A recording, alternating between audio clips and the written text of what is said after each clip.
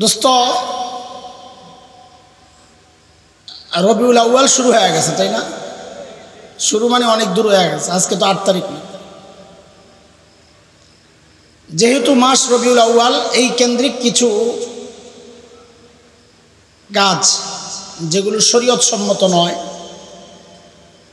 এবং যেগুলোকে পুঁজি করে একটা শ্রেণী বাঁচে, পেট বাঁচায়, এমন কিছু কাজ এই সমাজে চালু আছে এবং চালু হয়ে যাবে 2-1 দিনের মধ্যেই, অথবা কোথাও চালু হয়ে গেছে। আমার বাসা মাদ্রাসা, বাসার দেয়াল নিচে এবং মাদ্রাসার দেয়ালে ওই আল্লাহর বান্দারা আমারে খোঁচা মারার জন্য রাত্রে আইসা এমন চিকা মারছে, চিকা বুঝেন দেয়ালের যে লিখে সৈয়দুল আয়াত, সকল ঈদের সেরা ঈদ, ঈদে মিলাদুন নবী, ওই সাইনবোর্ডের ওই লেখা আমার পুরা বাসার মাদ্রাসার দেয়ালে লাগায় ভরে লেছে, আমারে খোঁচায় আর কি। এই জন্যে আমিও চিন্তা করেছি যে আজকে আপনাদের সামনে রবিউল আউয়াল মাসকে সামনে রেখে প্রিয় হাবিব সাল্লাল্লাহু আলাইহি ওয়াসাল্লামের সিরা, তার জীবনের কিছু দিক এবং সময়ের অনেক সমস্যাগুলো যেগুলো নবীকে না জানার কারণে এগুলোর সৃষ্টি হয়, ওই বিষয়গুলো আপনাদের সামনে তুলে ধরার চেষ্টা করব ইনশাআল্লাহ তাআলা। মনোযোগ দিয়ে শুনলে আমার ফায়দা হবে 1 নাম্বার, সাথে বিশেষ করে উদীয়মান তরুণ আলেম যারা, যুবারা, আগামীর ভবিষ্যৎ আমাদের, ওদেরও ফায়দা হবে ইনশাআল্লাহ তাআলা। সচেতন হওয়ার জন্য আমাদের কাজ তো এটা, উম্মতকে জাগায় তোলা, ঘুমন্ত বিবেককে জাগ্রত করা, চেতনাহীন মানুষকে একটু খোঁচায়া টোচায়া হইলেও দাঁড় করানোর চেষ্টা করা যে তোমার মানচিত্র আক্রান্ত, তোমার দেশ আক্রান্ত, তোমার দিন আক্রান্ত, তুমি আর কত ঘুমাবা। এই কথাগুলো বলার জন্যই মাঠে ময়দানে কাজ করা। এক একজনের এক এক উদ্দেশ্য থাকে, আমাদেরও একটা উদ্দেশ্য আছে। আমি শুরুতে আপনাদেরকে জিজ্ঞেস করি, আপনারা আমার সাথে কথা বলা লাগবে, পারবেন তো ইনশাআল্লাহ? মাশাআল্লাহ, সেট আছে, দেখা যায়।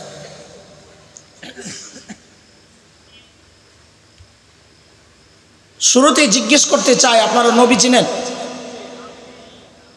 সবাই যেহেতু জিজ্ঞেস করছি এমন একটু সন্দেহে পড়ে গেছে, কি রে চিনি তো, তো জিজ্ঞেস করলো কেন? এটা আবার জিজ্ঞেস করার জিনিস। বলেন, নবী চিনেন? মাশাআল্লাহ। এখানে তো যারা আসছেন নবীকে চেনার কারণেই আসছেন, এটাই স্বাভাবিক। কিন্তু এমন মুসলমানও আছে যার উপর থেকে পা পর্যন্ত পুরাটার দিকে তাকাইলে বুঝার কোনো উপায় নাই এই মানুষটা মুসলমান। এই মানুষটা মুসলমান বুঝার কোনো উপায় নাই। এমনকি নাম জিজ্ঞেস করার পরও আপনি সংশয়ে, নাম হইল বাবু, তো কি বুঝবেন? নাম হইল সুমন, তো কি বুঝবেন? এটা মুসলমানের সন্তান না অন্য কিছু, কি বুঝবেন? তো তাকে যদি আপনি জিজ্ঞেস করেন, ও ভাই তুমি নবী চিনো? তো সেও বলবে হ্যাঁ নবী চিনি।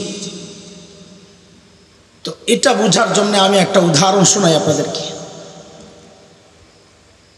আমরা যখন ঢাকার ফরিদাবাদ মাদ্রাসায় পড়ি, ছোট আমরা, ওই সময় আমাদের এক বড় ভাই ছিলেন কারি হাফেজ, কারি নুরুল্লাহ ভাই, ইন্টারন্যাশনাল হাফেজ। এখন যেমন বাচ্চারা আন্তর্জাতিক প্রতিযোগিতায় ফার্স্ট হয় বা পুরস্কার পায়, তখনও পাইতো, তখন আরো বেশি পাইছে। ফেসবুক ছিল না, প্রচারে আসে নাই।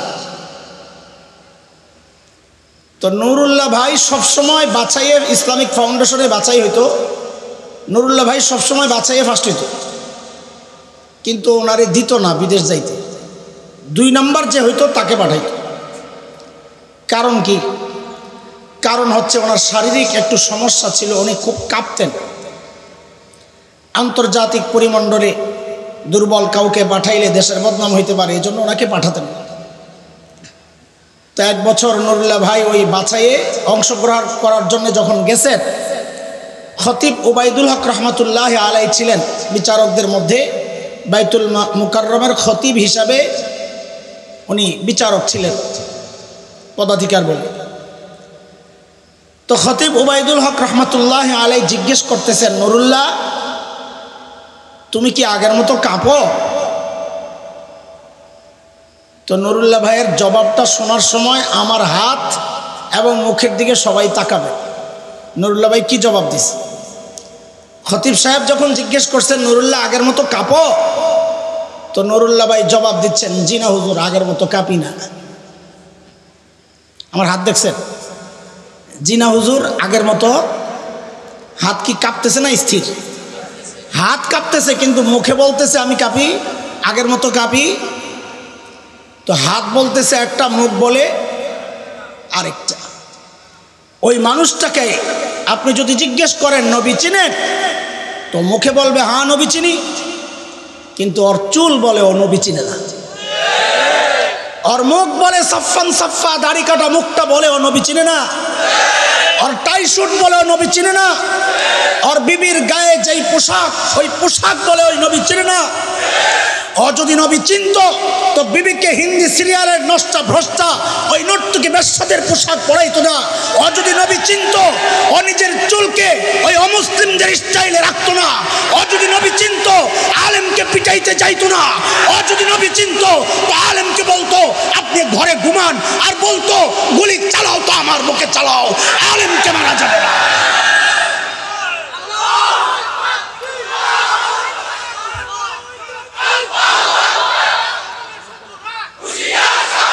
আসলে ও নবী চেনে না। শোনেন, খেয়াল করেন, স্টার্ট দিয়ে লই। আপনারা স্টার্টের আগে দৌড় দিলে কেমনি? আসলে ও নবী চেনে না। ওই যে নুরুল্লাহ ভাই, মনে রাখেন খালি নুরুল্লাহ ভাইয়ের উদাহরণটা, আগের মতো। আরে বলেন না।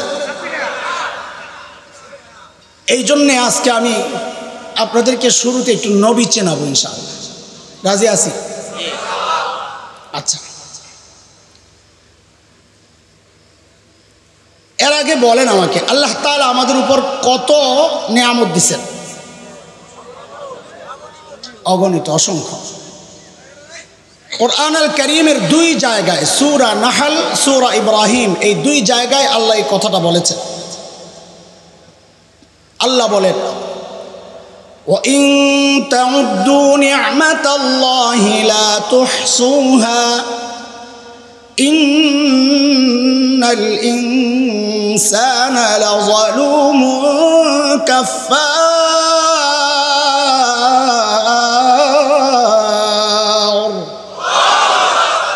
আল্লাহ বলেন, বান্দা যত গণে গুণে আমার নিয়ামত শেষ করতে পারবে। আচ্ছা বলেন তো, এই সবগুলো নিয়ামতের মর্যাদা কি এক না ছোট বড় আছে? আমার সাথে কথা বুঝা আগাইতে হবে। আমি উড়া মারতে পারব না, আগে কয়ে রাখি। বুঝা একটু করে বুঝা সবক ক্লাসের মতো একটু করে বুঝা আগাইতে হবে।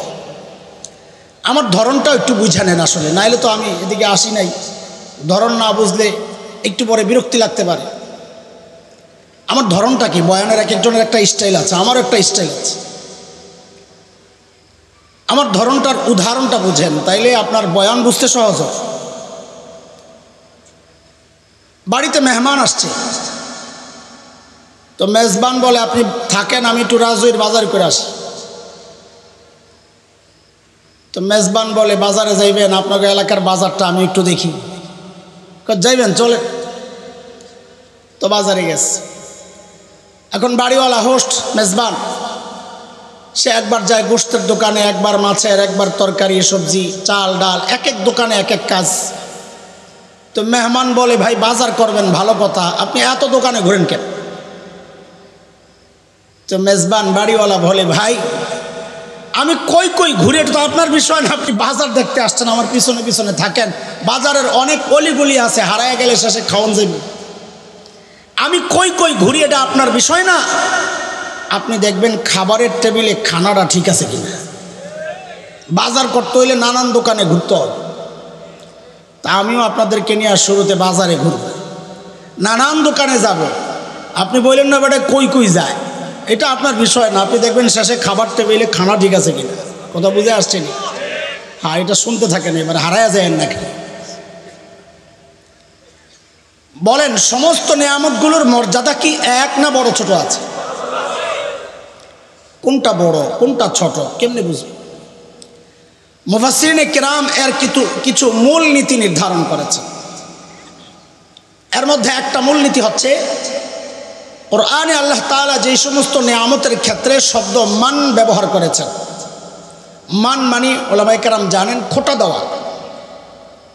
খোঁটা দেওয়া আপনাদের এলাকায় ধরেন, আগে আমি উদাহরণটা দিই তাহলে বুঝবা, বলা সহজ হবে আপনাদের জন্য। আপনি একজনকে 100 টাকা দান করেছেন, একই ব্যক্তিকে আপনি 1 লক্ষ টাকাও দান করেছেন। আপনার যদি কোনো কারণে খোঁটা দেওয়ার দরকার লাগে, আপনি কি বলবেন? তোর না একদিন 100 টাকা দিছিলাম, এটা বলবেন না 1 লক্ষ বলবেন? বুঝা গেল খোঁটা দিলে মানুষ কোনটা দেয়, ছোট না বড়? বড়টা দেয়। আল্লাহ তাআলা যে সমস্ত জায়গায় মান ব্যবহার করেছেন, মান মানে খোঁটা দেওয়া, তবে আল্লাহর শানে খোঁটা দেওয়ার এই শব্দ ব্যবহার অনুচিত, কারণ খোঁটা দেওয়া এটা ভালো কাজ না। এই জন্যে মুফাসসিররা অর্থ করেছেন আল্লাহ অনুগ্রহ প্রকাশ করেছেন। তো মুফাসসিররা বলেন আল্লাহ যেই যে নিয়ামতের ক্ষেত্রে অনুগ্রহ প্রকাশের শব্দ ব্যবহার করেছেন, বুঝতে হবে ওই নিয়ামতগুলো আল্লাহর পক্ষ থেকে বড় নিয়ামত। যেমন উদাহরণ না দিলে বুঝবেন না। যেমন সূরা হুজুরাতের শেষ আয়াতের আগের আয়াতে আসছে, আল্লাহ তাআলা বলছেন, ইয়ামুন্নুনা আলাইকা আন আসলামু কুল লা তামুন্নু আলাইয়া ইসলামাকুম বালিল্লাহু ইয়ামুন্নু আলাইকুম আন হাদাকুম লিল ঈমান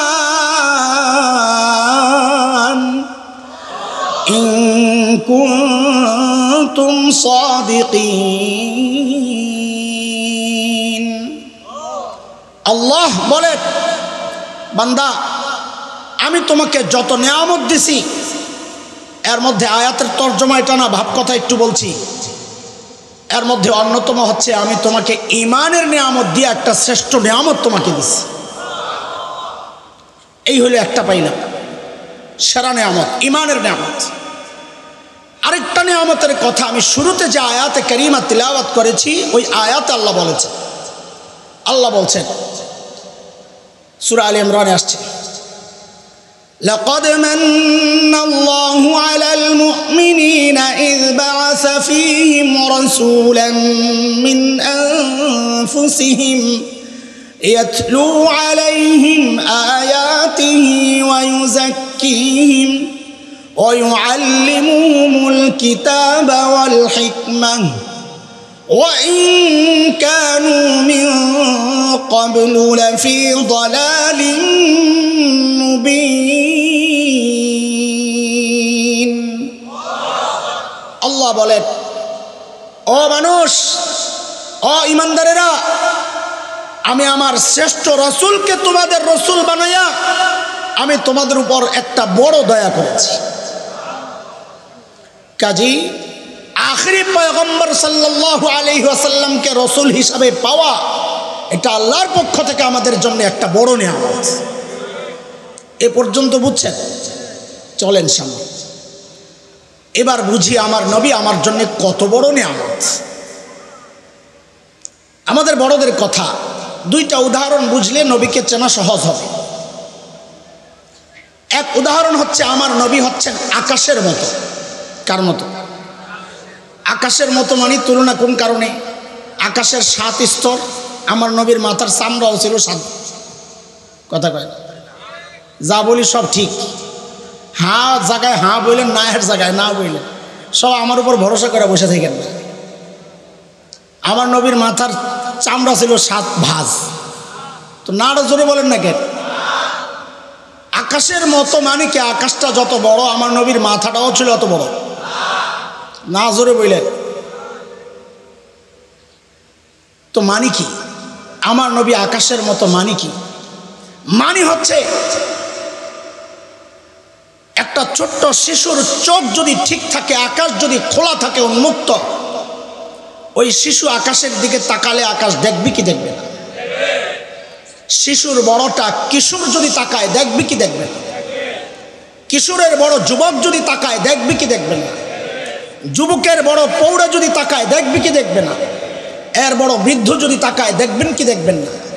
আচ্ছা, একজন বাবা তাকাইলে, একজন শ্বশুর তাকাইলে, একজন দাদা আর নানা তাকাইলে, একজন শিক্ষক তাকাইলে, একজন সমাজ সেবক তাকাইলে, একজন সেনাপতি তাকাইলে শুধু দেখবে না প্রেসিডেন্ট। কথা বলে না?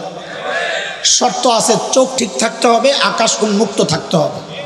ঠিক আমার নবী আকাশের মতো, মানে কি যে আকাশের দিকে যে তাকায় সে যেমন আকাশ দেখতে পায়, ঠিক যে মানুষ যে কোনো জায়গা থেকে যদি আমার নবীকে ফলো করে, আমার নবীর চরিত্র এত বিশাল বিস্তৃত, প্রত্যেকটা মানুষ তার জায়গা থেকে শ্রেষ্ঠ রাস্তা পাওয়া যাবে। একটা শিশু যদি চিন্তা করে আমি মানব ইতিহাসের শ্রেষ্ঠ শিশু হতে চাই, তুমি শিশু মুহাম্মদুর রাসূলুল্লাহর দিকে তাকাও। একটা কিশোর যদি চিন্তা করে আমি মানব ইতিহাসের শ্রেষ্ঠ কিশোর হতে চাই, বলে তুমি কিশোর মুহাম্মদুর রাসূলুল্লাহকে অনুকরণ করো। এক যুবক যদি চিন্তা করে আমি শ্রেষ্ঠ যুবক হতে চাই, বলে যুবক মুহাম্মদুর রাসূলুল্লাহর ইতাআত করো। একজন বৃদ্ধ যদি চিন্তা করেন শ্রেষ্ঠ বৃদ্ধ হতে চাই, বলে বৃদ্ধ মুহাম্মদুর রাসূলুল্লাহকে ফলো করো। বাবা যদি চিন্তা করেন শ্রেষ্ঠ বাবা হতে চাই, বলে বাবা মুহাম্মদুর রাসূলুল্লাহর ইতাআত করো। একজন শ্বশুর যদি চিন্তা করেন শ্রেষ্ঠ শ্বশুর হতে চাই, বলে শ্বশুর মুহাম্মদুর রাসূলুল্লাহর অনুকরণ করো। একজন দাদার নানা যদি চিন্তা করেন শ্রেষ্ঠ দাদার নানা হতে চাই, বলে নানা মুহাম্মদুর রাসূলুল্লাহর দিকে তাকাও। একজন শিক্ষক যদি চিন্তা করেন শ্রেষ্ঠ শিক্ষক হতে চাই, বলে শিক্ষক মুহাম্মদুর রাসূলুল্লাহর অনুকরণ করো। একজন সমাজ সেবক যদি চিন্তা করেন শ্রেষ্ঠ সমাজ সেবক হতে চাই, বলে হিলফুল ফুজুলের প্রতিষ্ঠাতা সমাজ সেবক মুহাম্মদুর রাসূলুল্লাহর অনুকরণ করো। একজন সেনাপতি যদি চিন্তা করেন শ্রেষ্ঠ সেনাপতি হতে চাই, বলে মক্কা বিজেতা মহান সেনাপতি মুহাম্মদুর রাসূলুল্লাহর ইতাআত করো। একজন রাষ্ট্রনায়ক যদি চিন্তা করেন শ্রেষ্ঠ রাষ্ট্রনায়ক হতে চাই, আমেরিকার গোলামি করে হবে না, রাশিয়ার গোলামি করে হবে না, ভারতের পদলেহন করে হবে না, কোনো ইজমে কাজ হবে না, কোনো তন্ত্রে মন্ত্রে কাজ হবে না। রাস্তা একটাই, রাষ্ট্রনায়ক মুহাম্মদুর রাসূলুল্লাহর অনুকরণ করে। এটা হচ্ছে এক উদাহরণ। বুঝতে থাকেন আস্তে আস্তে, আমি কথা শুরু করি নাই, আগে বুঝায় বুঝায় আপনাকে সাইজ করে আর পর আগাইতেছি। 2 নম্বর উদাহরণ শোনেন।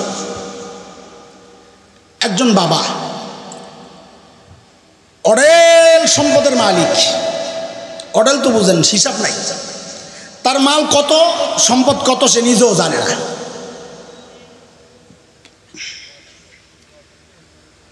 তার একটা মেয়ে আছে, কয়টা বলেন?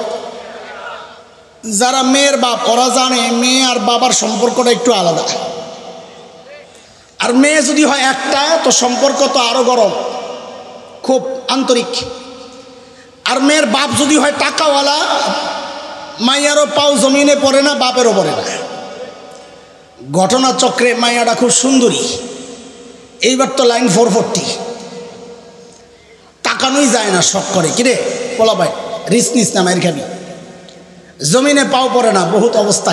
কারণ হলো গরম হওয়ার যতগুলো উপলক্ষ সব আছে, টাকাওয়ালা, একমাত্র মেয়ে, আবার সুন্দরী। মেয়েটা বিয়ের উপযুক্ত হয়েছে। এক লোক আসছে এক ছেলের ব্যাপারে প্রস্তাব নিয়ে, ভাই আপনার মেয়ের সাথে একটা ছেলে প্রস্তাব নিয়ে আসছে। তো বিয়ের উপযুক্ত হইলে প্রস্তাব আসবে, এটাই তো স্বাভাবিক। তো মেয়ের বাবা জিজ্ঞেস করতেছে আপনি কে? প্রস্তাব যে লই আইছেন ঘটক পাখি ভাই, আপনি কে? তো বলে আমি ছেলের খালু। কে? কথা বলে না, আমি ছেলের খালু। যেই বলছে আমি ছেলের খালু, ওই যে লাইনে শখ খাচ্ছে। বাপ রে বাপ, এমন রাগ যায় না, আমার মাইয়ার সস্তা পাইছ, আল্লাহ রস্তের মাইয়া খালু আইছো প্রস্তাব লইয়া। তো খালু জিজ্ঞেস করে কি হয়েছে, কে আসবে? ছেলের বাপরে পাঠাও। আরে ভাই চেতন কেটা কইলি তো হয়। বাড়িতে যাই আর ছেলের বাপরে কয় ভাই বহুত চেতা ভাই, তুমি যাও তোমার পোলা প্রস্তাব লইয়া। ছেলের বাপ আসছে, আইসা বলে ভাই ওই ছেলের বাপ আমি। ও আপনি আপনাকে এলাকায় মেয়ের বিয়ে দিলে খোঁজখবর লয়নি? কথা বলে না, ছেলের খোঁজখবর লয় না এমনি দিয়ে লয়। আর ওই বাপ গরম বাপ, টাকাওয়ালা, একমাত্র মেয়ে, সুন্দরী বাবার মেয়ে, সে খবর বেশি লোবে না কম লোবে? তো লওয়া শুরু করছে, মাশাআল্লাহ। ছেলে দেখতে কেমন, হাইট কেমন, চেহারা কেমন, আপনি বাপের নাম কি, দাদার নাম কি, মায়ের নাম কি, এলাকা কোনটা, বন্ধুকে, দাঁত চোখ মুখ যা আছে সব খবর বাকি রাখে নাই কিছু, খোঁজ খবর লইয়া এখন ছেলে পছন্দ হয়েছে, হ্যাঁ চলবে, বিয়া ঠিক। এই মাশাআল্লাহ মাশাআল্লাহ বলেন। খলিল ইব্রাহিম আলাইহিস সালাতু ওয়াস সালাম, তিনি আমাদের মুসলমানদের জাতির পিতা। পেছলা গায়েন না, খামাখাটি লিয়া গ্যাঞ্জাম করেন, বঙ্গবন্ধুরে নিয়ে এখানে টাইনা নিয়ে আসে। আরে ভাই, একটা হচ্ছে দেশের রাষ্ট্রের যিনি আর যার হাতে রাষ্ট্রের স্বাধীনতা আসে, অনেক জায়গায় তাকে রাষ্ট্রের পিতা বলা হয়, এটা অনেক জায়গায় এটা হয়। খলিল ইব্রাহিম হচ্ছেন আমাদের সকল মুসলমানদের ধর্মীয় পিতা। এটা বাংলাদেশের মুসলমান না, সকল ধর্মের, সকল দুনিয়ার সব মুসলমানের ধর্মীয় পিতা। খলিল ইব্রাহিম যখন বাইতুল্লাহ বানান, আল্লাহ খলিলের দিলের মধ্যে কথা ঢেলে দিয়েছেন, খলিল আপনি এত দামি একটা কাজ করেছেন খলিল, আমি আপনাকে পুরস্কার দিতে চাই। পুরস্কার কি চাইবেন? চান আমার কাছে, আমি দিব আপনাকে, চান আপনি। খলিল চিন্তা করলেন, সারা জিন্দেগি কান্নাকাটি করে করে পাইলেন জমজমওয়ালা ইসমাইল। খলিল চিন্তা করলেন, এইবার আমি সেরাটাই চাইব, সুযোগ যেহেতু পাইয়া গেছি চাইব সেরাটা। খলিল এইবার আর জমজমওয়ালা এই লেভেলের কিচ্ছু চান নাই। খলিল এইবার চায়া বসছেন কাউসারওয়ালা। এরে দোস্ত, এই কথাগুলো আমার না, এগুলো সব কোরআনের কথা, আমি শুধু একটু ঘুরাইয়া ঘুরাইয়া বুঝাইয়া বলতেছি। খলিল দোয়া করলেন বাইতুল্লাহ বানায়া, রব্বানা ওয়াবআস ফীহিম রাসূলাম মিনহুম ইয়াতলু আলাইহিম আয়াতিক يتلو عليهم آياتك ويعلمهم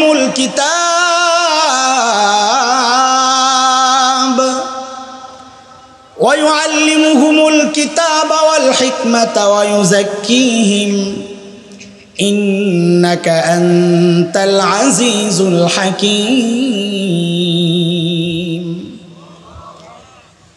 খলিল জমজমওয়ালা আখরি পয়গম্বরকে, কাউসারওয়ালা আখরি পয়গম্বরকে চায়া বসলেন। এইবার একটু আমার সাথে মজা নিয়ে নিয়ে বলেন, দরখাস্ত পাঠাইলেন কে? খলিলুল্লাহ বলেন। সুপারিশ পাঠাইলেন কে? দরখাস্ত পাঠাইলেন কে? আরো চলে, দরখাস্ত পাঠাইলেন কে? পাশে কিন্তু বসা ইসমাইল জবিহুল্লাহ। কে? হযরত ইসমাইলকে কি বলা হয়? জবিহুল্লাহ, ওই যে আল্লাহ রাস্তায় জবের জন্য নির্ধারিত ব্যক্তি। তাইলে এবার বুঝে বুঝে বলেন, দরখাস্ত পাঠাইলেন কি?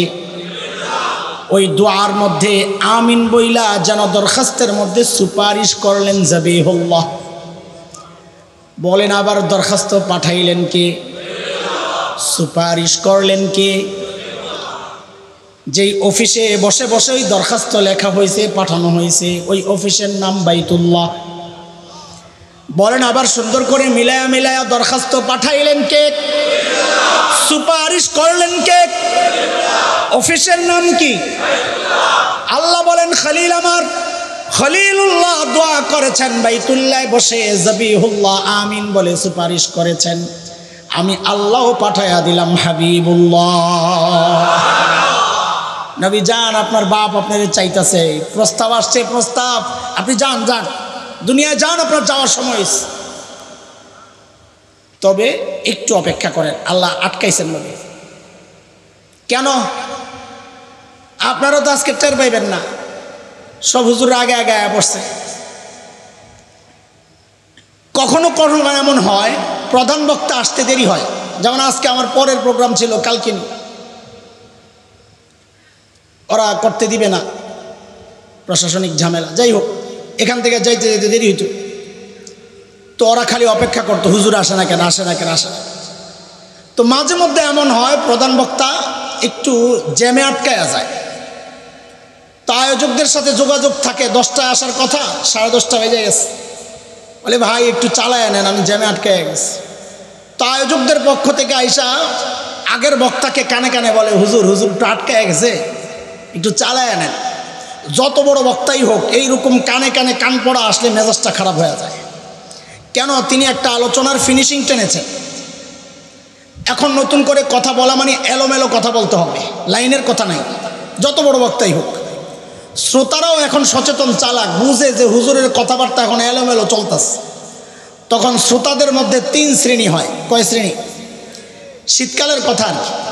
এক শ্রেণী চিন্তা করে জায়গাটা গরম করছি, ছাড়ুন না, বয়া থাকে চুপচাপ, যা করে আল্লাহ। আরেক শ্রেণী চিন্তা করে প্রধান বক্তা আসবে, কোন সময় আসে, এরপরে বসবে, এরপরে বয়ান করবে, এই ফাঁকে আমি একটু সাইরা আসি, পাতলা হয়ে আসি, লম্বা সময় বসতে। আবার আরো একটা শ্রেণী আছে যারা দূরে যায় শয়তানের লেঞ্জা টানে, আসেনি? মাহফিলটা একটু এলোমেলো। এর মধ্যেই প্রধান বক্তা ফোন দিছে যে ভাই আমি চলে আসছি কাছাকাছি। আহারে, আয়োজকদের কলিজায় যে পানি আসে তখন।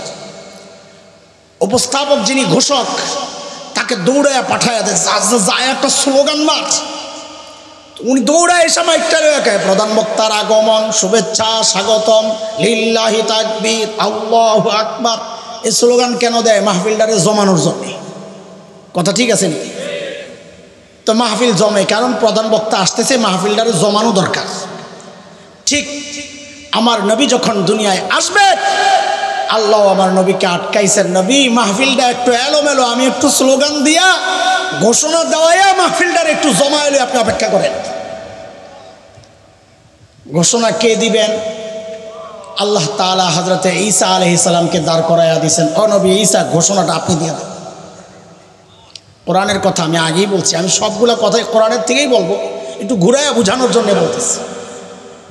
নবী ঈসা দাঁড়ায়া গেলেন ঘোষণার জন্য। সূরা সফ আয়াত 6, وَإِذْ قَالَ عِيسَى ابْنُ مَرْيَمَ يَا بَنِي إسرائيل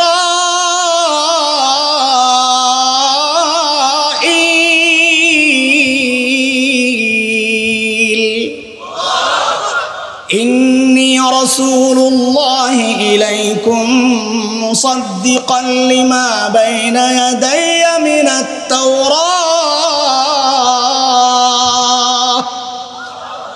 وَمُبَشِّرًا بِرَسُولٍ يَأْتِي مِن بَعْدِ اسْمُهُ আহমদ। ঘোষণা দিয়েছেন কে? চিল্লা সবাই, সবাই এত মজার কথা বলবো তাই কে কে? হ্যাঁ, এই পর্যন্ত আমাদের কথা ব্রেক। চলেন একটু আরেক জায়গা থেকে ঘুরে আসি। হযরত ঈসা আলাইহিস সালাম কিয়ামতের আগে আবার আসবেন কিনা? কেন আসবেন বলেন? আখেরি পয়গম্বরের উম্মত হিসাবে না? হ্যাঁ ঠিক আছে, কথা তো ঠিক না, কোন কেন আখেরি পয়গম্বরের উম্মত হিসাবে আসবে। আপনারা এটাই জানেন, আমি জানি। এখন কেউ না কোন, কেউ হা কোন, কেউ জানেন এটাই। এটা ঠিক আছে, এটা ভুল না। হযরত ঈসা আলাইহিস সালাম যখন আখেরি পয়গম্বরের দাম শুনছেন, দাম, মূল্য এত, তো হযরত ঈসা আল্লাহকে বলেছেন, আল্লাহ আমিও যদি আখেরি পয়গম্বরের উম্মত হইতাম। তো আল্লাহ দোয়া কবুল করছেন। কিন্তু বিষয় এটা না। খ্রিস্টানরা এই কথার উপর চরমভাবে আপত্তি করে যে মুসলমান তোমরা মানুষের 6-9 বুঝাও, এই কথাটা তোমাদের আকীদা বিরুদ্ধ। তো সাধারণ মানুষও কয়, আরে এতদিন কি জানলাম এটা? খ্রিস্টানরা তো জানে, আমগো ভালো জানে ওরা। কারণ কি? হযরত ঈসা হচ্ছে নবী। আহলুস সুন্নাহ ওয়াল জামাতের আকীদা হচ্ছে সমস্ত নবীদের মর্যাদা হচ্ছে সমস্ত মাখলুকের উপরে, এমনকি ফেরেশতাদেরও উপরে। এইবার বলেন, নবীর মর্যাদা বেশি না উম্মতের মর্যাদা বেশি? প্রশ্নই আসে না, নবীর মর্যাদা বেশি। হযরত ঈসাকে আল্লাহ নবুয়ত দিয়েছেন, তিনি আখেরি পয়গম্বরের উম্মত হতে চাইবেন কোন দুঃখে? এটা যেন এমপি সাহেব মেম্বার হতে চাওয়া। কোন এমপি যদি বলে আমি মেম্বার হতে চাই, এটা যেমন একজন নবী পয়গম্বরের উম্মত হতে চাওয়া, এটাও তেমন। এই কাজটা উনি কেন করলেন? তাইলে কি এটা মিথ্যা? না না, এটা বুঝেন, বুঝেন। আমরা এত কাঁচা ধর্ম গ্রহণ করি নাই, অস্পষ্ট ধর্ম গ্রহণ করি নাই, আমাদের না জানার কারণ এটা। কিন্তু আমার দিন ঠিক আছে, আমার নবীর কথাও ঠিক আছে। বলে কেমনে ঠিক থাকলো? তাহলে বুঝান তো। বুঝেন আপনি, বুঝাইতেই তো আসছি। এই পেজ ভাঙ্গাই তো আঙ্গো কাম। আমরা ঢাকার মানুষ বিরিয়ানি পাগল। আপনাকে বাজারে যেই কটা মুদির দোকান আছে, আমাকে বহু অলিগলি আছে, তার চেয়ে বেশি বিরিয়ানির দোকান। এক আল্লাহর বান্দা গেছে বিরিয়ানি খাইতে, বড় ডিশের মধ্যে বিরিয়ানি দিছে, টাটকা গরম, ধোঁয়া উঠতেছে, গরম মশলা, আহারে কি মজা। কখন খাইবে, গরম তো হাত দিতে পারে না, মুখ তো ভিজে গেছে, পোলাবেন মুখলার শুরু করছে। খাওয়ানোর কথা বললে আর হুসতে। এর মধ্যে হোটেল বয় আসছে, স্যার এক্সকিউজ মি স্যার, কি সমস্যা? বলে স্যার আমাদের হোটেলের না একটা স্পেশাল আইটেম আছে, এক্সিলেন্ট স্যার, হেভি টেস্ট। দেবো স্যার। তো বেটার সামনে বিরিয়ানি কই, কী রে তুই এমনি বলতেছিস, কী জিনিস? কই স্যার আমার দোকানে আমাদের হোটেলের একটা চাটনি আছে, চাটনি আচার অনেক মজা, দিব স্যার। দে দে, এত মজা দে। তো চাটনি নিয়ে আসছে, বুঝেন। বলেন আমাকে চাটনির দাম বেশি না বিরিয়ানির দাম বেশি? তো ওই যে বেটা চাটনি আনাইলো সামনে, বিরিয়ানি রাইখা, এখন বেটা কি করবে? বিরিয়ানি বাদ দিয়া বয়ে বয়ে আচার খাইবে, নাকি আচারটা আনাইছে বিরিয়ানির স্বাদটা বাড়াইতে, স্বাদ বাড়াইতে, না আচার খাইব বিরিয়ানি বাদ দিয়া? তো এইবার বুঝেন, নবী ঈসার সামনে আল্লাহ নবুয়তের বিরিয়ানির ডিশ রাইখা কইতাছে, নবী ঈসা আখরি পয়গম্বরের উম্মতের চাটনি হেভি টেস্ট, অনেক দামি। তো নবী ঈসা কয়, আল্লাহ তাইলে দেন না একটু আখরি পয়গম্বরের উম্মতের চাটনি, আমি আমার নবুয়তের বিরিয়ানির স্বাদটার একটু বাড়াইয়া লই। বাদ দিয়া না রাইখা? নবুয়ত বাদ দিয়া না রাইখা? হযরত ঈসার নবুয়ত কাইটা যায় নাই, কিন্তু তিনি আসবেন আখরি পয়গম্বরের উম্মত হইয়া, নবুয়ত থাকবে, উম্মত হইয়া আসবেন, মানে আখরি পয়গম্বরের দিন তিনি প্রচার করবেন। এটা হচ্ছে বিষয়, এটা আপনারা জানেন। কিন্তু আমার বলার মাকসাদ আরেকটা, হযরত ঈসা দুনিয়ায় আবার কেন আসবেন? ওই যে মাহফিল সিস্টেম হচ্ছে, যিনি ঘোষক তিনি যখন প্রধান বক্তার আগমনের ঘোষণা দেন, যেমন নিয়ম মতো মাহফিল শেষ হইলে আবার মাইকটা হাতে নিয়ে বলেন, আজকের মতো মাহফিল এখানেই সমাপ্ত, আবার দেখা হবে। আল্লাহ তাআলা নবী ঈসাকে ডেকে বলছেন, নবী ঈসা আপনি তো আখেরি পয়গম্বর প্রধান বক্তার আগমনের ঘোষণাটা দিচ্ছেন না? বলে হ। বলে এখন তো কিয়ামত হয়ে যাবে, মাহফিল শেষ, যান দুনিয়ায় আবার যান, মাহফিল শেষের ঘোষণাও আপনি দিয়ে আসেন। وَإِذْ قَالَ عِيسَى ابْنُ مَرْيَمَ يَا بَنِي إِسْرَائِيلَ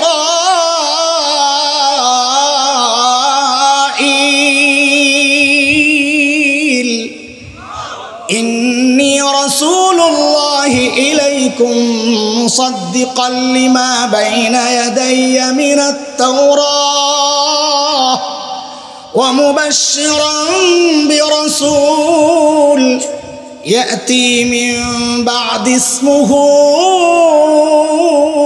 أحمد। নবী ঈসার দুই ঘোষণা বলেন, মুখস্থ করেন, আমার মূল জায়গায় ঢুকতেছি, ঘাবড়ায়েন না। নবী ঈসার ঘোষণা কয়টা? ঘোষণার বক্তব্য কয়টা? এক নম্বর ঘোষণা হচ্ছে, ও বনি ইসরাইল, আল্লাহ আমাকে তোমাদের রসুল বানায়া পাঠাইছেন। মনে থাকবে, আমার সাথে এই কথাটা বলেন, এটা আমার মূল পয়েন্ট। এই বিষয়টা না বুঝার কারণে বাংলাদেশে বহু ফিতনা চালু হচ্ছে। এই বিষয়টা না বুঝার কারণে বহু মানুষ আলেমদেরকে নিজেদের প্রতিপক্ষ মনে করছে। এই বিষয়টা না বুঝার কারণে ইসলাম বিদ্বেষী অপশক্তি এদেশে তাদের আসন গেড়ে বসে যাচ্ছে। একটু বুঝেন বিষয়টা। হযরত ঈসা বলছেন, ও বনি ইসরাইল, আল্লাহ আমাকে তোমাদের রসুল বানায়া পাঠাইছেন। বলেন তো সবাই, ও বনি ইসরাইল, আল্লাহ আমাকে তোমাদের রসুল বানায়া পাঠাইছেন। এটা মনে রাখেন, এটা আমি পরে আসবো। দেখেন আমাদের আলোচনা আগেই বলেছি, কিছু স্টাইল আছে, ধরন আছে। এই যে বয়া বয়া মজার মজার কথা শোনাইতেছি, আপনারা মনে করতেছেন এগুলোই বুঝি আলোচনা। না দোস্ত, এটা কি তাইলে? বাচ্চাদেরকে নিয়ে হসপিটালে গেলে ডাক্তার যদি বুঝে বাচ্চার ইঞ্জেকশন দেওয়া লাগবে, তো ডাইরেক্ট ইঞ্জেকশন দেয় না। ডাক্তারের কাছে চকলেট থাকে, এটা দেয় না, খাও। পেন্সিল থাকে, দেয়। রাবার দেয়, খেলো। একটা খেলনা দেয়। ডাক্তার যেই দেখে হ্যাঁ মোটামুটি ব্যস্ত, এদিক দিয়ে ইঞ্জেকশন রেডি করে, আস্তে করে আইসা এর ব্যস্ততার মধ্যে ইঞ্জেকশনটা দিয়া দেয়। ঠিক নেই?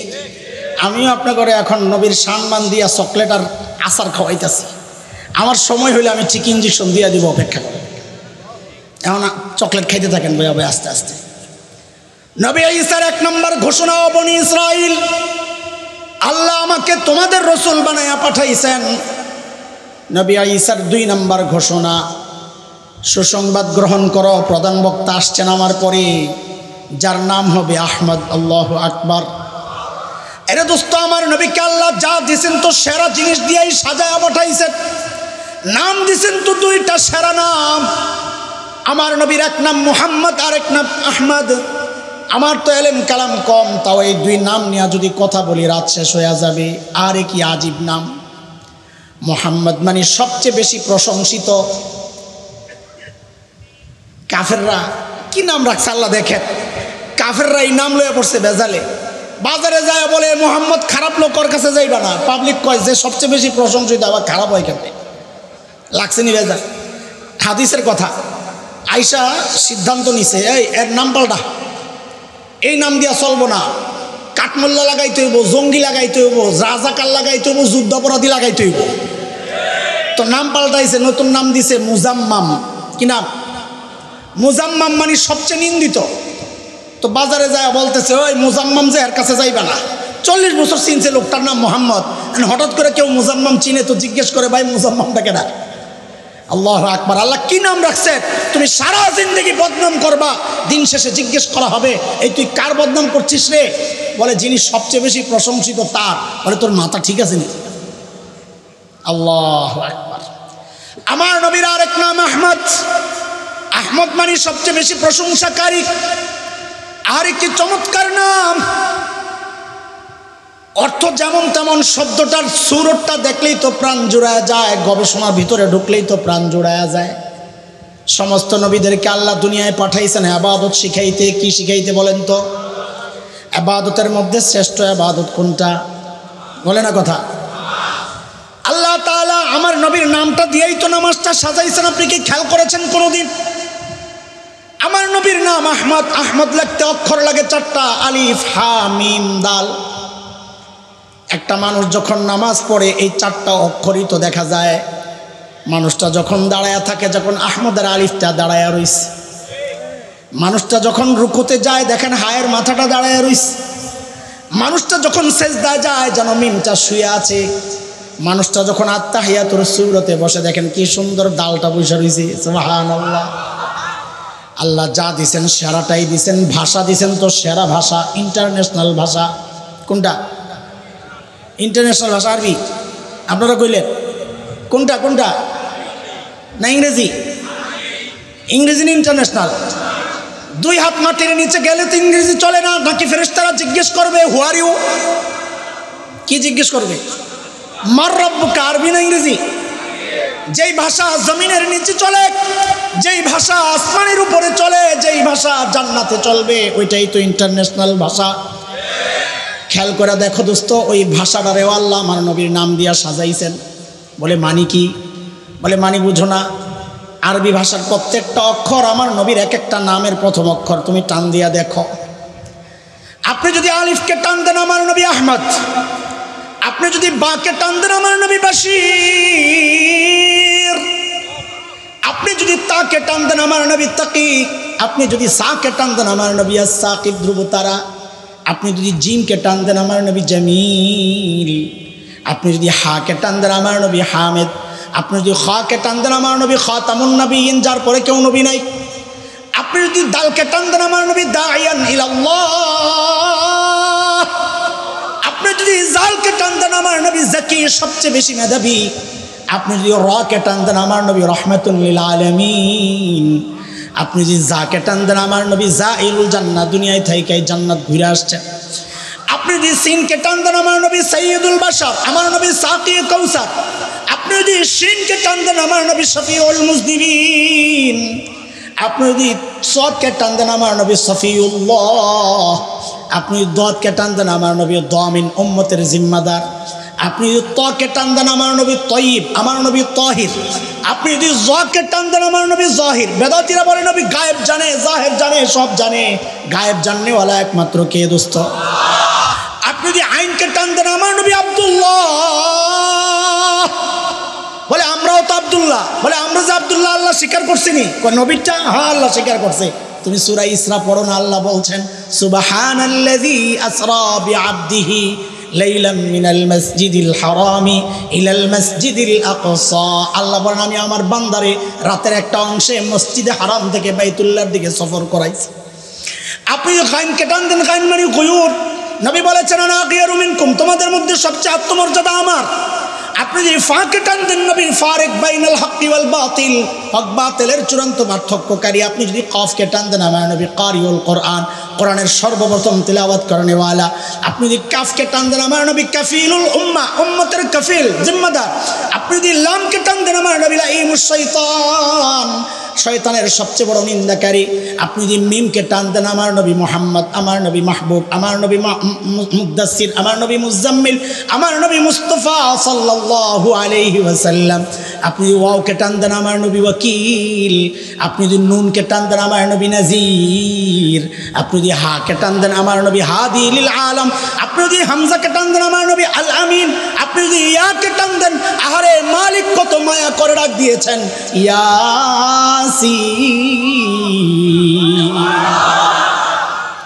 দোস্ত কয়টা বলবো? আহারে আল্লাহ যা দিয়েছেন তো সেরা সেরা জিনিস দিয়া সাজায়া পাঠাইছেন। দাঁত দিছেন তো সেরা দাঁত, চোখ দিছেন তো সেরা চোখ, হ্যাঁ আরে ঘাম দিছেন তো সেরা ঘাম। আমার আপনার ঘামের দুর্গন্ধে ধারে কাছে কেউ বসতে পারে না। সাহাবায়ে কেরাম নবীর ঘাম বোতলে সংগ্রহ করতেন, কেন কোনো প্রোগ্রামে একটু লাগায়া দিতেন, পুরো প্রোগ্রামটা সুঘ্রাণে মৌমৌ করত। আল্লাহু আকবার।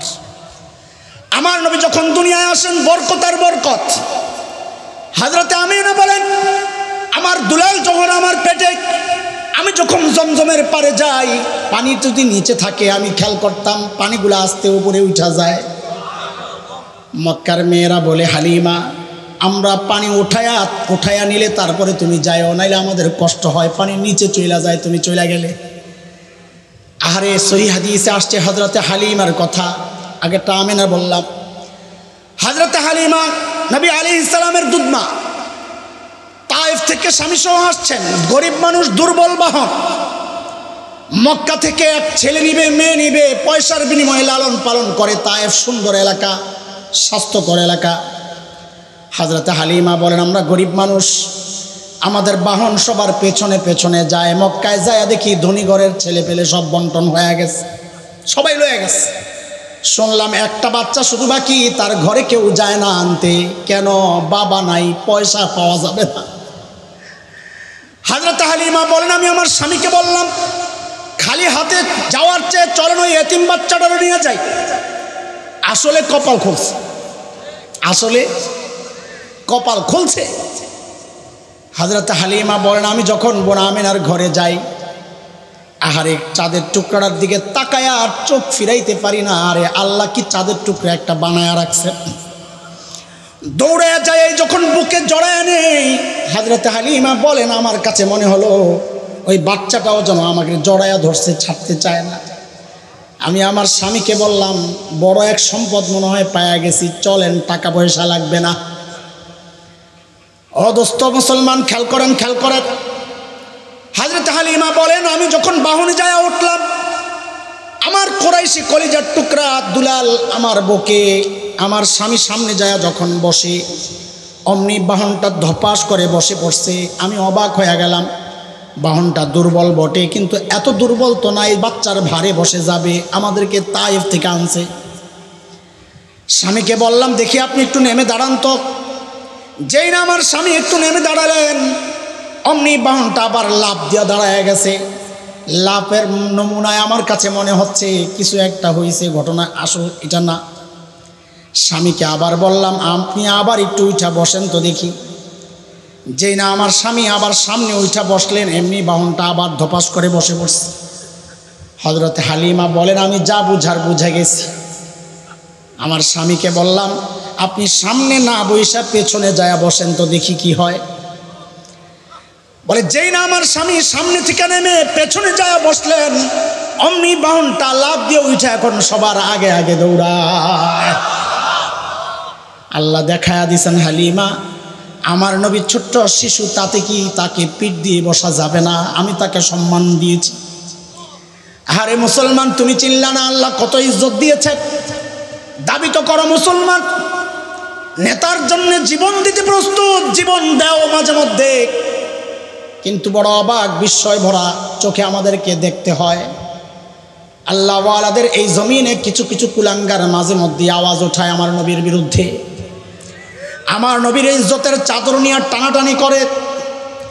তখন কিছু দিনদার যখন চিল্লা চিল্লি করে, চেঁচামেচি করে রাস্তায় বের হয়ে যায়, তখন তোমরা তাদেরকে প্রতিরোধ করতে চাও বিশৃঙ্খলা সৃষ্টিকারী বইলা। শুনে রাখো, শুনে রাখো, আশিক রাসূলদের আখেরি পয়গাম, এই আশিক রাসূলদের আখেরি পয়গাম শুনে রাখো। ক্ষমতার মঞ্চে কে গেল, ক্ষমতার ওই চেয়ারে কে বসলো, মস্তনে কে বসলো, আমাদের মতো কিছু নিরীহ মানুষ আছেন যারা এগুলার দিকে লক্ষ্য করে না। কথাও বলি এই কারণে না, কাউকে ক্ষমতা থেকে নামাতেও চাই না, উঠাতেও চাই না। আমরা একদম নিরেট, একদম অরাজনৈতিক মানুষ, কিন্তু নবীকে ভালোবাসি। এই জায়গা থেকে আমাদের আখেরি পয়গাম শুনে নাও, সব বরদাস্ত করব। আমার বিবি বিধবা হবে, আমার কোনো পরোয়া নাই। সন্তান এতিম হবে, কোনো পরোয়া নাই। এই দেহ থেকে কল্লাটা আলাদা হবে, কোনো পরোয়া নাই। কিন্তু মনে রাখো, মনে রাখো, কসম আল্লাহর, আমার সামনে যদি কোনো কুলাঙ্গার আমার নবীকে গালি দেয়, আল্লাহর কসম ওকে আমি সোজা মেরে ফেলবো, সোজা মেরে ফেলবো, সোজা মেরে ফেলবো। আমার কি হয় হোক, কোনো পরোয়া নাই, ওর সাথে কোনো আপোষ নাই। বাংলাদেশে হিন্দু, বৌদ্ধ, খ্রিস্টান, মত পুরাণ সব থাকবে, কোনো আপত্তি নাই। সুন্দর সহাবস্থান, শত শত বছর আমরা থেকে আসছি, কোনো সমস্যা হয় নাই। কিন্তু শুনে রাখ, আল্লাহর নবীর দুশমন এই জমিনে থাকতে পারবে না, থাকতে দেওয়া হবে না, থাকতে দেওয়া হবে না।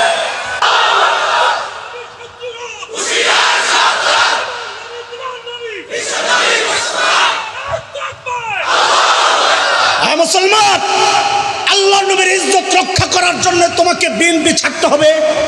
কথা বলে, কথা বলে। আল্লাহর নবীর ইজ্জত রক্ষা করার জন্য জামাত ইসলাম ছাড়তে হবে। আল্লাহর নবীর ইজ্জত রক্ষা করার জন্য আওয়ামী লীগ ছাড়তে হবে না।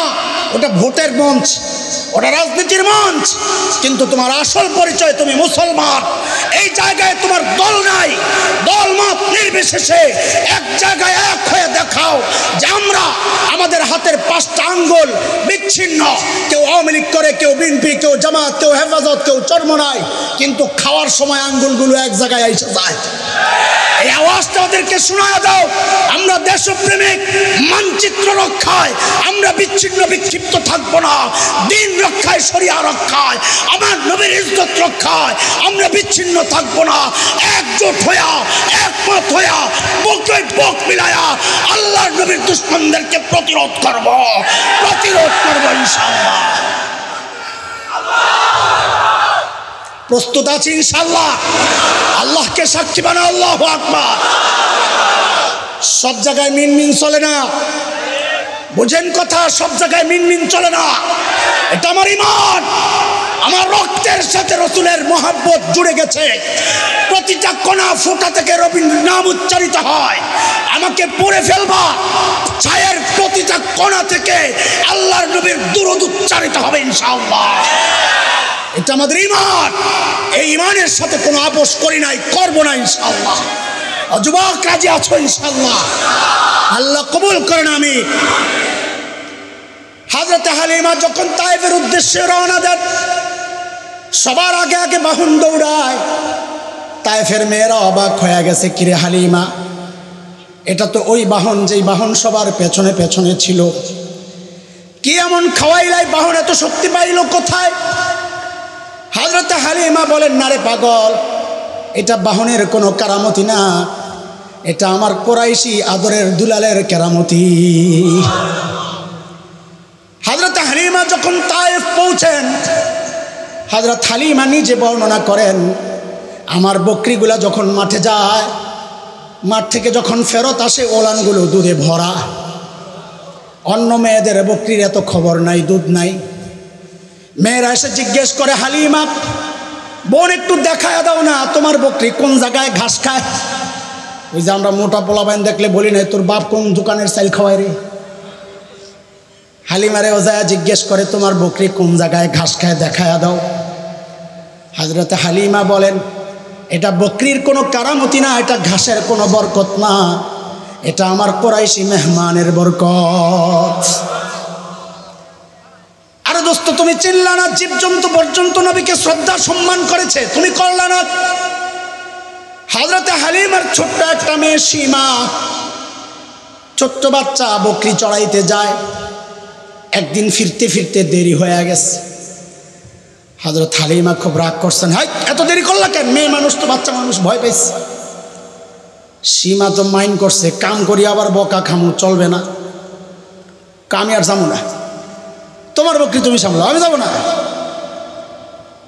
হযরত হালিমা জানতেন সীমা কুরাইশি ভাইরে বড় মহাব্বত করে। মানুষ জানে কাউকে ঘায়েল করতে হইলে তার নরম পয়েন্টটা হাত দিতে হয়। হালিমাও বাস আস্তে করে মাইরা দিছে, যাইবা না, যাইবা না, আমার কি, তোমার কুরাইশি ভাই না খায়া থাকবো, আমার কি। যেই না এই কথা কইছে, সীমা গইলা গেছে, কয় না না মা, আমি যাব যাব, তবে যেই ভাইরে তুমি ঢাল বানাইলা, আমি যাওয়ার সময় আমার ভাইয়ারে লইয়া যাবো। লাগছে না আরেক ভেজাল, তুমি একাই তো বকরি সামলাইতে পারো না, আবার ভাইয়া লইয়া যাইবা।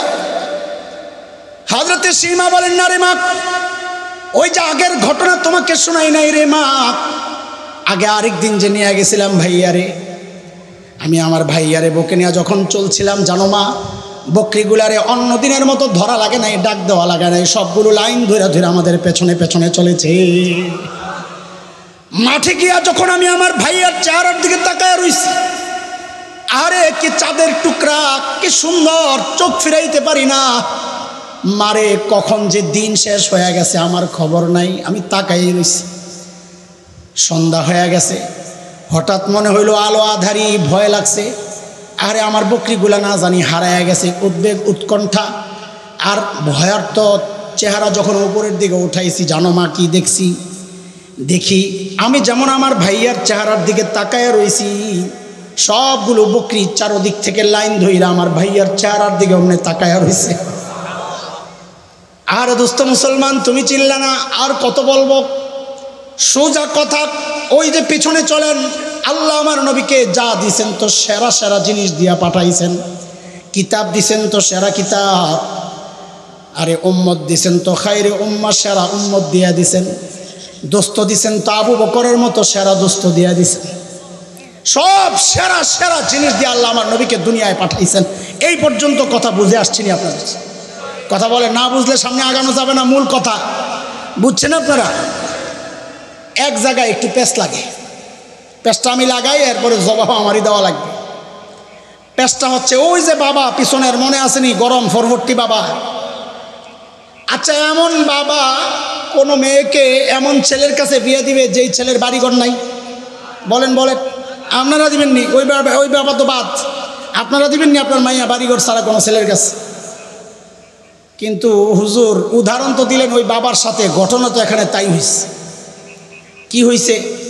যে আল্লাহ তাআলা আমার নবীকে সব সেরা সেরা জিনিস দিয়েই তো পাঠাইছেন, কিন্তু এক জায়গায় একটু আপত্তি। বলে কি আপত্তি? আল্লাহ আমার নবীকে দুনিয়ার সেরা সুন্দর জায়গায় তো পাঠাইলেন না, সুইজারল্যান্ডে তো পাঠাইলেন না, ভূস্বর্গ দুনিয়ার জান্নাত বলা হয় কাশ্মীরে তো পাঠাইলেন না, পাঠাইছেন জাজিরাতুল আরবে। সূরা ইব্রাহিম, হযরত ইব্রাহিম আলাইহিস সালামের ভাষায় জাজিরাতুল আরবের পরিচয় হচ্ছে ওয়াদিন গায়রি যি যারা, বৃক্ষ লতাহীন জলশূন্য বালুকাময় জায়গা, খাবার নাই, গাছগাছালি নাই, ফল নাই, ফসল নাই, মরুভূমি আর পাথরের পাহাড়, এগুলা ছাড়া কিচ্ছু নাই। এমন জায়গায় আল্লাহ আমার নবীকে কেন পাঠাইলেন? প্রশ্ন জাগে, কথা কয় না। আরে প্রশ্ন জাগলে না উত্তর আসবে? প্রশ্ন জাগে। মূল বিষয়ে ঢুকতেছি, এতক্ষণ ইঞ্জেকশনের দিকে ঢুকতেছি, এতক্ষণ দিছি তো চকলেট, মনে আসেনি? হ্যাঁ,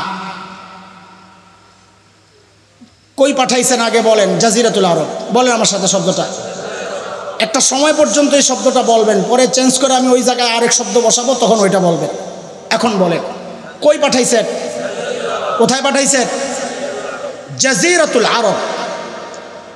জাজিরাতুল আরব কোথায়? বিশ্ব মানচিত্রের মধ্যে যদি আপনি লক্ষ্য করেন, তা আপনি লক্ষ্য করবেন জাজিরাতুল আরবের তিন দিকে পানি। পারস্য উপসাগর, ওমান উপসাগর, আরব সাগর, লোহিত সাগর, 3 দিকে পানি, একদিকে শরীরের সাথে জয়েন্ট, জমিনের সাথে। ইরাক, জর্ডান, সিরিয়া ওই অঞ্চল দিয়া জমিনের সাথে লাগা। তাইলে বলেন কয় দিকে শূন্য? এদিকে তাকান, হযরত আসলে তো দেখবেনি কয় দিকে শূন্য, লাগা কয় দিকে।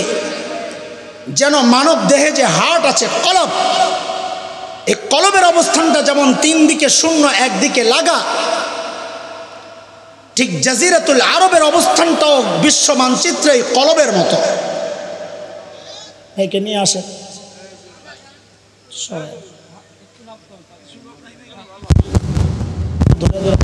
হবে না, বলছে বারবার, নাম বলে বলে না, উঠে দেয়।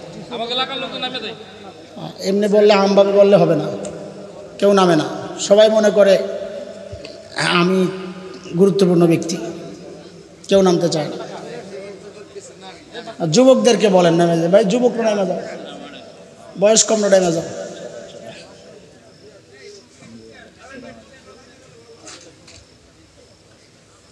শেষ করবো না।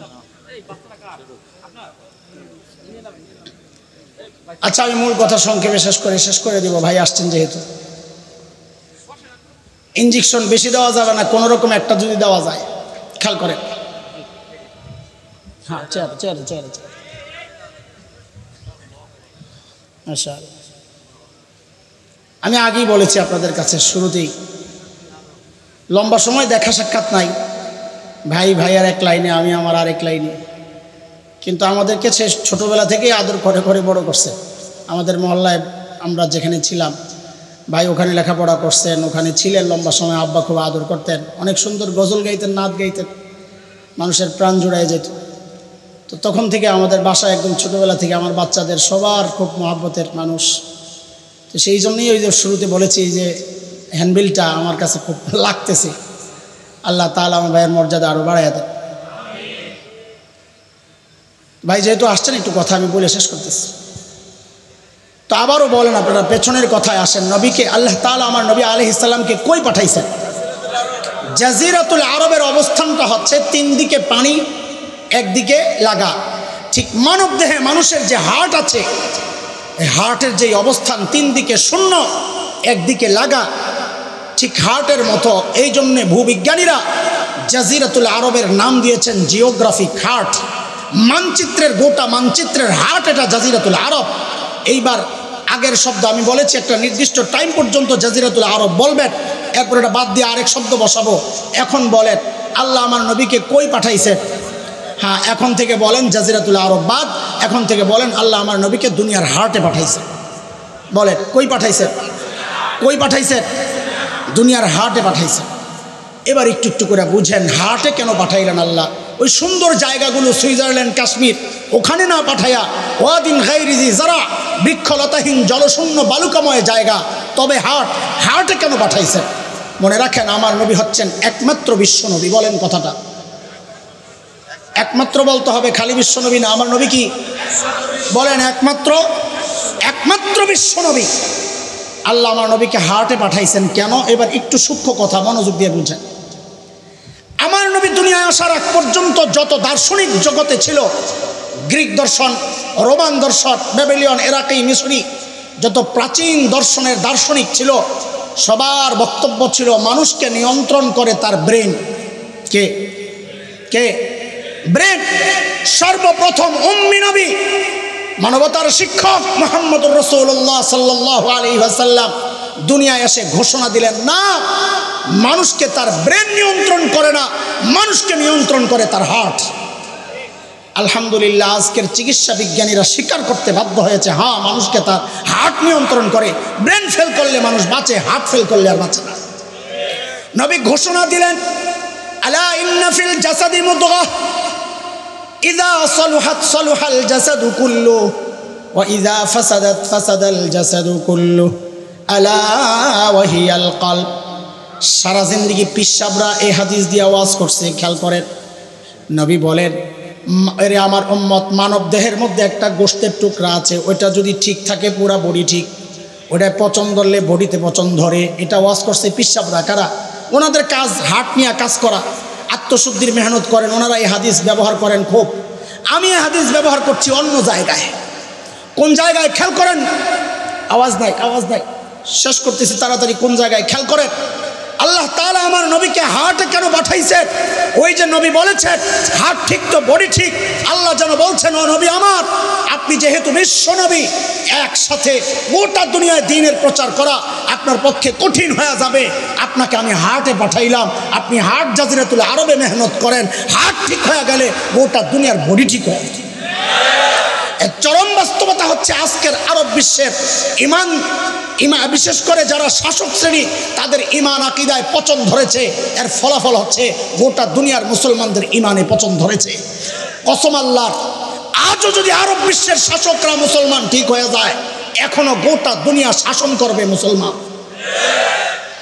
এতটুকু বুঝছেন? কথা বুঝছেন এতটুকু? এইবার ওই যে ইঞ্জেকশনটা দিয়ে আমি যাবো গা, এর যুবক খেয়াল কর, তোরা বেশি ভালো করে খেয়াল কর। সময় আস্তে আস্তে আমরা হয়তো আর একটু বুড়া হয়ে যাব, আমাদেরকে পিটাবে না বেশি, নেতা হিসাবে এক দুইটা দিতে পারে, পিটাইয়া মজা পাইব না, পিটা খাবি তোরা। এই জন্য তোদের আরও বেশি সচেতন, কান খাড়া করা দরকার, সচেতন হওয়া দরকার, জাগা দরকার। কি সমস্যা? বাংলাদেশের আকাশে শকুনের আনাগোনা পরিলক্ষিত হচ্ছে, বিশেষ করে উত্তরবঙ্গ পার্বত্য অঞ্চল। খ্রিস্টান মিশনারিদের ভুলভাল বুঝানো, অর্থের বিনিময়ে মানুষকে ধোঁকা দিয়া, লোভ প্রলোভন দেখিয়ে হাজার হাজার নয়, লক্ষ লক্ষ নয়, আমাদের ধারণা কোটি ছাড়িয়েছে, লক্ষ লক্ষ মুসলমানকে তারা খ্রিস্টান বানাচ্ছে। কয়েক বছর আগে দিনাজপুরে আমরা গেলাম দাওয়াতি কাফেলা নিয়ে, মুরতাদ ভাইকে দাওয়াত দিয়া ইসলামে ফেরত আনার জন্যে। মিশনারিরা পুলিশের কাছে নালিশ করছে, ঢাকা থেকে কিছু মৌলবী আসছে, ওদের মতিগতি ভালো না। পুলিশ আমাদেরকে ডেকেছে, আপনারা কারা, কি চান? আমরা বললাম আমরা নিরীহ মানুষ, মারামারি করতে পারি না, মার খাই খালি। বলে চান কি? বলে আমার মুরতাদ ভাইকে ইসলামে দাওয়াত দিয়ে নিতে আসছি। তো পুলিশ একটা প্রশ্ন করেছে আমাদেরকে, পুলিশ দিনদার ছিল, না বুঝার কারণে এই প্রশ্ন যখন আমি আপনাদের সামনে উত্থাপন করব, আমার বিশ্বাস এখানে অনেকে বলবে হ্যাঁ কথা তো ঠিক। এর মূল কারণ হচ্ছে সে নবী চিনে না। এতক্ষণ নবী এই জন্যে চিনাইছি, এই প্রশ্নটা বোঝানোর জন্যে। মূল বিষয় হচ্ছে সে নবী চিনে না। পুলিশের প্রশ্ন হচ্ছে, আচ্ছা হুজুর বলেন, আমরা মুসলমান, ইসলামের দাওয়াত গোটা দুনিয়ায় চলে, আমেরিকায় চলে, ইউরোপ চলে। ভাই ইউরোপ আমেরিকায় দাওয়াতের কাজ করে দেখেছেন, অস্ট্রেলিয়ায় চলে, আফ্রিকায় চলে, গোটা দুনিয়ায় ইসলামের দাওয়াত চলে, কোথাও তো আমাদেরকে কেউ বাধা দেয় না। তা খ্রিস্টানরা বাংলাদেশে আইসা ওদের ধর্মের প্রচার করলে আমরা কেন বাধা দিই? যার যার ধর্মের প্রচার সে করবে। আপনিও মনে মনে চিন্তা করতেছেন, কথা তো ঠিক, আসলে আপনি নবী চিনেন না। কেন বাংলাদেশে ওদের ধর্মের প্রচার চলবে না? কেন ইসলামের দাওয়াত গোটা দুনিয়ায় চলবে? এটা বুঝার জিনিস। কারণ আল্লাহ তাআলা আমার নবীকে বানাইছেন একমাত্র বিশ্বনবী। বলেন কি বিশ্বনবী মানি? বিশ্বনবী মানি, বুঝেন? বিশ্বনবী মানি, আমার নবী দুনিয়ায় আসার আগ পর্যন্ত আল্লাহ যত নবী পাঠাইছেন, সমস্ত নবীর জন্য টাইম ছিল নির্ধারিত। কি ছিল? টাইম ছিল নির্ধারিত। এই টার্ম আপনার, এরপরে আপনার নবুয়ত শেষ, আরেকজনের কাজ শুরু। একমাত্র আমার নবী বিশ্বনবী, যার কোনো টাইম ফিক্স নাই, তিনি কিয়ামত পর্যন্ত নবী। কাজে আর মাঝখানে কেউ নবুয়তের দাবি করলে সে দাজ্জাল, মিথ্যাবাদী, কাজ্জাব। বিশ্বনবীর 2 নম্বর অর্থ খেয়াল করেন, আমার নবী দুনিয়ায় আসার আগে আল্লাহ যত নবী পাঠাইছেন, সমস্ত নবীর জন্য অঞ্চল, এরিয়া ছিল নির্ধারিত, এলাকা। প্রমাণ হযরত ঈসা নিজে বলেছেন, আজকের বিকৃত বাইবেলের মধ্যে আছে হযরত ঈসার বক্তব্য। তিনি বলেছেন, আল্লাহ আমাকে ফিলিস্তিনের একটা অঞ্চলের জন্য পাঠাইছেন। আমার নবী হচ্ছেন একমাত্র বিশ্বনবী যাকে আল্লাহ নির্দিষ্ট কোনো ভূখণ্ডের জন্য পাঠান নাই, রাহমাতুল লিল আলামিন বানায়া আল্লাহ গোটা দুনিয়ার জন্য একমাত্র বিশ্বনবী বানায়া পাঠাইছেন। 3 নম্বর বিশ্বনবীর অর্থ, আমার নবী হচ্ছেন একমাত্র বিশ্বনবী। আল্লাহ এর আগে আর কোনো নবীকে পাঠান নাই। সমস্ত নবীকে আল্লাহ পাঠাইছেন নির্দিষ্ট সম্প্রদায়ের জন্য, তার কওম ছিল নির্ধারিত। প্রমাণ ওই যে পিছনে প্রমাণ রেখে আসছি, হযরত ঈসা নিজে বলেছেন, ইয়া বনি ইসরাঈল ইন্নী রাসূলুল্লাহি ইলাইকুম। ও বনি ইসরাইল, আল্লাহ আমাকে তোমাদের রাসূল বানায়া পাঠাইছেন। আমার নবী একমাত্র বিশ্বনবী যাকে আল্লাহ নির্দিষ্ট কোনো ধর্মের জন্য পাঠান নাই। তিনি হিন্দু, বৌদ্ধ, খ্রিস্টান, মগ, মুরাং, গারো, চাকমা, কুকিল, সাঁওতাল, টিপরা সহ যত জাতীয় দেশে বাস করে সবার জন্য আমার নবী বিশ্বনবী। এইবার বুঝেন শেষ কথা, কেন আমরা গোটা দুনিয়া ইসলামের প্রচার করতে পারি, ওরা কেন পারবে না? এটা বুঝার আগে একটু বলেন আপনাদের এলাকার বর্তমান এমপি সাহেবকে। খান সাহেব, মাশাআল্লাহ, শাহজাহান খান সাহেব, অন্য মাদারীপুর সদর ও রাজুর মাদারীপুর এক। ওনার খাস যারা ছেলে পেলে, ওরা হঠাৎ করে একদিন দেখে মাদারীপুর প্রপারে একটা নতুন অফিস খুলছে। অফিসের মধ্যে লেখা এমপি সাহেবের কার্যালয়। বুঝে আসছে কথা? ওরকে কি রে, আমরা থাকতে এমপি সাহেবের কার্যালয় কারা দিল? গেছে পোলা ভাই, কি ভাই তোমরা কারা? আমরা এমপি সাহেবের লোক। কোন এমপি সাহেব? সাদেক হোসেন খোকা। কোন এমপি? কথা বলেন না। সাদেক হোসেন খোকা মানে বুঝছে?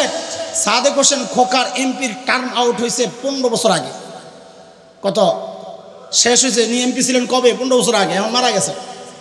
আসন ছিল ঢাকার 7 আসন, সূত্রাপুর কোতোয়ালি।